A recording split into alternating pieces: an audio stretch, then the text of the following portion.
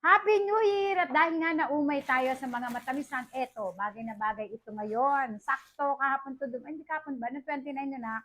Noong 29 to dumating, Happy New Year po again sa ating lahat. Maging masagana, mayaman, malusog.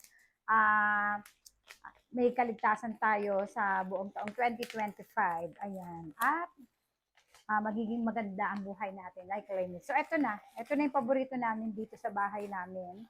Ayan, oh, di ba? Oh, ito yung soft dried mango. Ang sarap talaga nito. Tara, buksan natin para matanggal ang umay ko. Kasi talaga namang pag ganitong New Year, di ba? Puro matatamis, karamihan. Literal pala, nakaligising ko lang. January 1, kailangan ko mag-upload ng videos para sa kasaganaan ng buhay namin lahat. O, di ba? At eto na nga. Oh, mangga-mangga, anak. Paborito natin, no? Dried mango.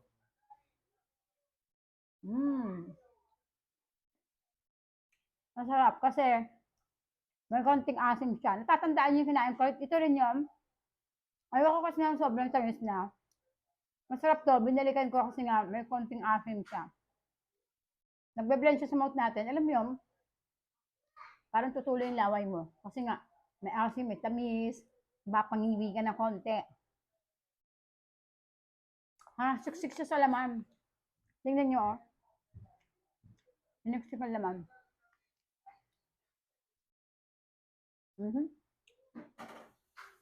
Masarap. Masarap talaga nito. Kahit kumain kami ng matamisan ngayon, para mapapawi yung umay mo, madami ng matamis na nahanda nyo.